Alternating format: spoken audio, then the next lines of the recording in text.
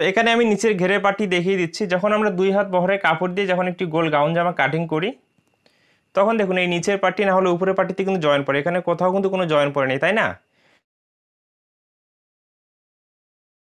আসসালামু আলাইকুম সম্মানিত দর্শক, আজকে আপনাদেরকে দেখাবো 2.5 হাত বহরের গজ কাপড় দিয়ে গোল গাউন জামা আমরা বড়দের জন্য কিভাবে কাটিং করব। 2 হাত বহরের কাপড় দিয়ে কাটিং করলে তো বিভিন্ন জায়গায় জয়েন্ট পড়ে, কিন্তু 2.5 হাত বহরের কাপড় দিয়ে একটি গোল গাউন জামা কাটিং করলে আমাদের কি কি সুবিধা হবে এই ভিডিওতে A to Z খুব সহজ করে বুঝিয়ে দেব। অবশ্যই এই ভিডিওটি শেষ পর্যন্ত দেখার জন্য চেষ্টা করবেন, এখান থেকে গুরুত্বপূর্ণ কিছু নিয়ম শিখতে পারবেন। এই গোল গাউন জামাটি কাটিং করার জন্য এখানে 3 গজ 8 গিরা কাপড় নিয়েছি। কাপড়টি একবারে ওপেন করে আমাদেরকে এখানে একটু ভাঁজ করতে হবে।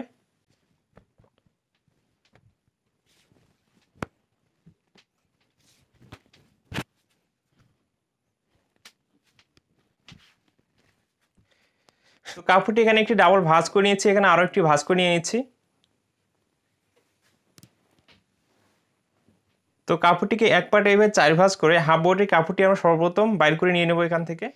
এই জন্য আমরা যেটা করব, নিচে সেলাই মার্জিনে কাপড়কে একটি মার্জিন করতে হবে।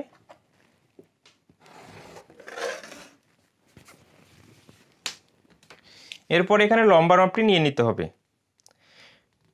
তো এখানে হাফ বডি লম্বাটি এখানে আমি 16 ইঞ্চি নিচ্ছি, 16 ইঞ্চিতে মার্জিন করতেছি এবং সেলাই মার্জিন হাফ ইঞ্চি এক্সট্রা নিচ্ছি।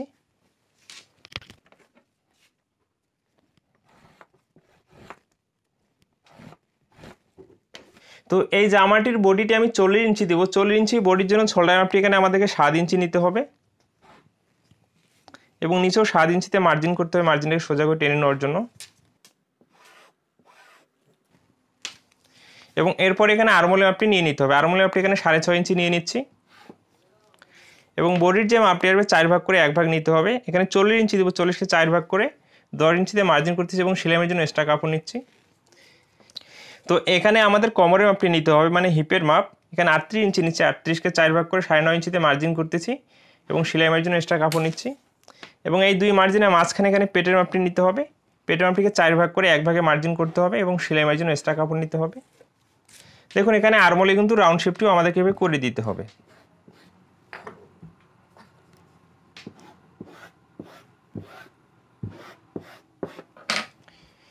তো এইভাবে হাফ বডির মার্জিন করে নেওয়ার পরে আমাদেরকে কাটিংটি করে নিয়ে নিতে হবে।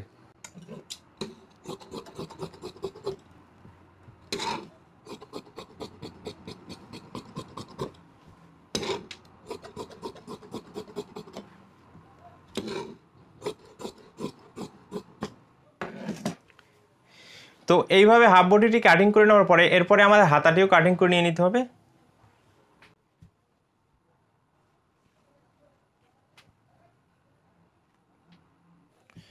তো হাতাটি আপনি যত ইঞ্চি লম্বা নেবেন সেই লম্বা অনুযায়ী হাতার কাপড়টি এখানে বাইর করে নিয়ে নিতে হবে।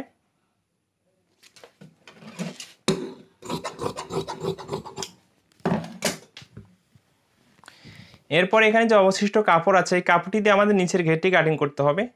এই জন্য কাপড়টি একবার আবারও ওপেন করে নিয়ে নেব আমরা। নিয়ে দেখুন এখানে একটি ডাবল ভাঁজ করে নিয়ে নেব।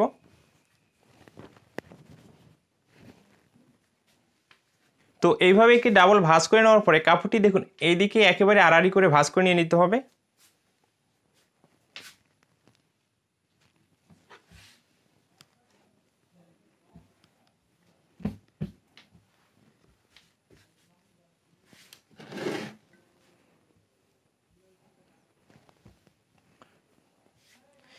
তো এইভাবে ভাঁজটি করে নেওয়ার পর এখানে বডির পার্টটি আমাদেরকে আরও নিয়ে নিতে হবে।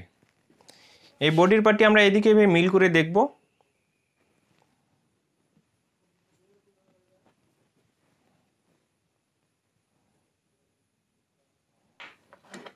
তো এখানে আমরা একটি মার্জিন করে নিয়ে নিব। তো এই রাউন্ড অনুযায়ী এভাবে মার্জিনটি করতে হবে।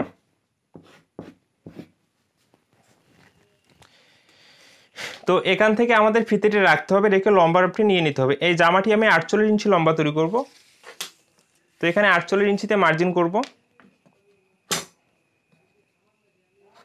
এবং সেলাই মার্জিনের জন্য সর্বমোট এখানে 1.5 ইঞ্চি কাপড় নিচ্ছি। তো যেহেতু এখানে আমি সেলাই মার্জিনের কাপড়টি নিয়েই নিই, এই জন্য নিচে আমি হাফ ইঞ্চি বাড়িয়ে 1.5 ইঞ্চি সেলাই মার্জিনের কাপড়টি নিয়ে নিয়েছি। তো এখন আমাদেরকে যেটা করতে হবে, এখানে এভাবে ফিতাটি ধরতে হবে। ধরে এভাবে ঘুরিয়ে ঘুরিয়ে রাউন্ড শেপের মার্জিনটি নিয়ে নিতে হবে।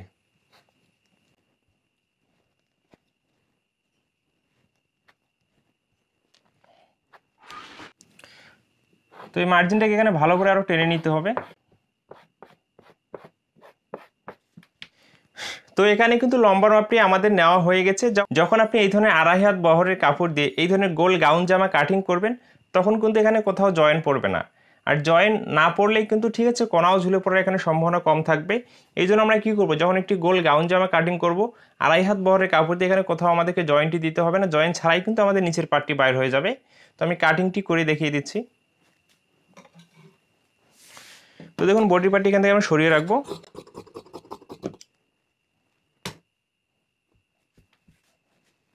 নিচের এই মার্জিন অনুযায়ী এখানে কাটিংটি করে নিয়ে নিতে হবে।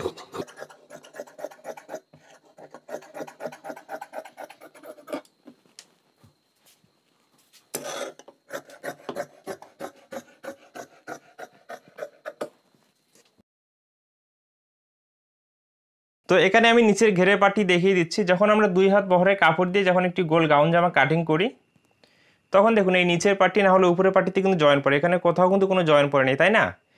যখন আমরা একটি 2.5 হাত বহরের কাপড় দিয়ে এখানে গোল গাউন জামা কাটিং করব, নিচে কখনো জয়েন পড়বে না। আর যখন একটি জয়েন ছাড়া গোল গাউন জামা আপনি তৈরি করবেন, দেখতে অনেক ভালো দেখা যাবে বা সুন্দর দেখা যাবে। এই জন্য আমরা কি করব, যখন একটি গোল গাউন জামার জন্য কাপড়ের হিসেব দিব কাস্টমারকে বা নিজের জন্য যদি তৈরি করি, অবশ্যই 2.5 হাত বহরের কাপড় দিয়ে তৈরি করার চেষ্টা করব। ওকে,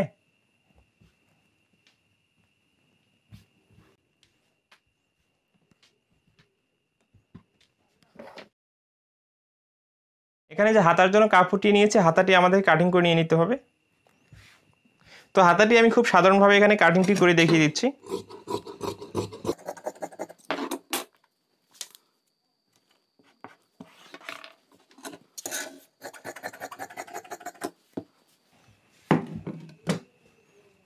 এবং এখানে যে অবশিষ্ট কাপড় আছে, এই কাপড়টিতে আমরা কোমরের বেল্টটি তৈরি করে নিয়ে নেব।